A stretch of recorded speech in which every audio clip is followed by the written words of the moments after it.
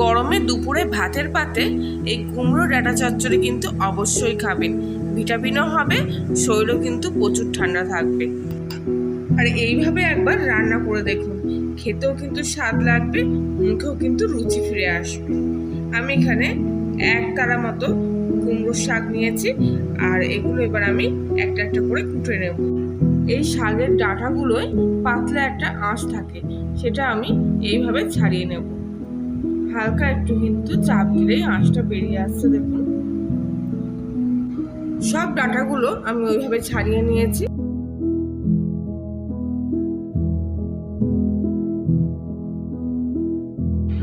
ডাঁটার সঙ্গে শাকের যে কচি পাতাগুলো আছে সেগুলো কিন্তু আমি একসঙ্গে একটু কুচিয়ে নেব।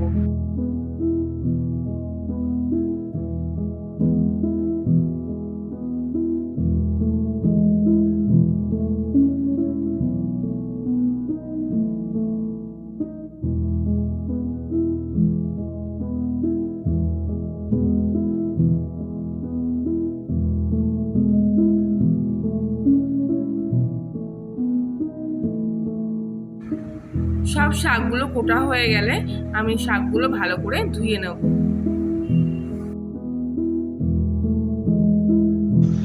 বাটিতে 1 চামচি মতো কালো সরিষা আর 2টো শুকনো লঙ্কা 5 মিনিট মতো ভিজিয়ে বেটে নেব।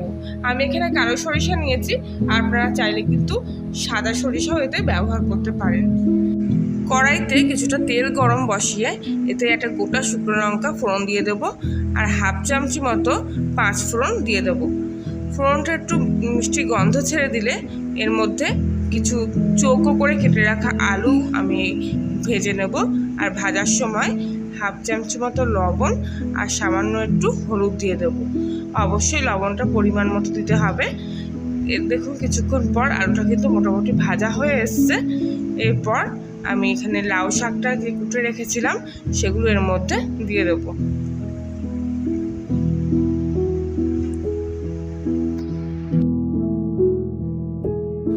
সব শাকগুলো কড়াইতে দেওয়ার পর গ্যাসটা কিন্তু মিডিয়াম আঁচে রেখে ভালো করে তলা দিয়ে ওপর দিয়ে একটু নাড়িয়ে চাড়িয়ে দেব, যাতে তেলের সঙ্গে শাকটা একটু মিশে যায়।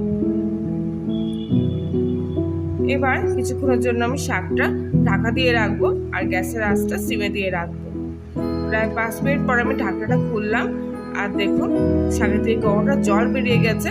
এতে কিন্তু আমি এক্সট্রা করে কোনো জল ব্যবহার করিনি, আর পরেও কোনো এক্সট্রা জল দেবো না। এই শাকের জলেই কিন্তু পুরো আলুটাও সেদ্ধ হয়ে যাবে আর শাকটাও কিন্তু সুন্দর সেদ্ধ হয়ে যাবে। আরও কিছুক্ষণ শাকটা আমি ঢাকা দিয়ে রাখবো। আবারও 2 মিনিট পর আমি ঢাকনাটা খুললাম, আর দেখুন শাকটা কিন্তু অনেকটা সেদ্ধ হয়ে এসছে, আর তার ফলে শাকটা কিন্তু কমেও এসছে। এরপর ভালো করে নাড়াচাড়া করিয়ে নেব, আর তারপর বাটা সর্ষে যেটা আগে তার থেকে নিয়ে রাখা আমার, সেটা শাকের মধ্যে দিয়ে দেবো। গ্যাসের ফ্লেমটা হাইতে দিয়ে সর্ষে বাটাগুলোর সাথে কুমড়ো শাকটা কিন্তু কিছুক্ষণ ধরে ভালো করে কষিয়ে নেব, না তো কিন্তু সর্ষের যে কাঁচা গন্ধটা আছে সেটা কিন্তু বেরোবে। কিছুক্ষণ ভালো করে কষিয়ে নেব।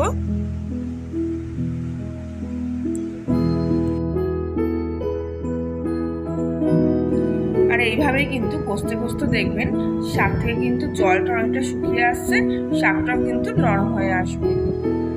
কিছুক্ষণ পর এতে আমি স্বাদ মতো চিনি দিয়ে দেব। আমি এখানে 2 চামচি চিনি দিচ্ছি, কেননা কুমড়ো শাক কিন্তু একটু মিষ্টি মিষ্টি খেতে ভালো লাগে। আপনারা যেমন পরিমাণ মিষ্টি খাবেন ঠিক সেই পরিমাণ চিনি এতে দিয়ে দেবেন। ভালো করে চিনিটা আবার কিন্তু শাকের সাথে মিশিয়ে কিছুক্ষণের জন্য আবার আমি একটু ঢাকা দিয়ে রাখবো, আর গ্যাসের সিমটা আবার কিন্তু স্লোতে দিয়ে রাখবো। 5 মিনিট পর ঢাকনাটা আবার খুললাম, আর শাকটা কিন্তু একদম মজে এসছে।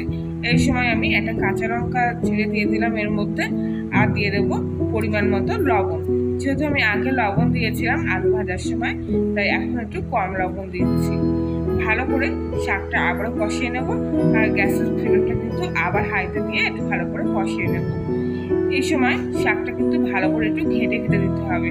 এর ফলে তরকারিটাও কিন্তু সুন্দর বেশ মাখা মাখা হয়ে যাবে, আর আলুগুলো কিন্তু একটু ঘেঁটা ঘেঁটা হলে বেশ শাকটা কিন্তু দেখতেও ভালো লাগবে আর খেতেও কিন্তু ভালো লাগবে।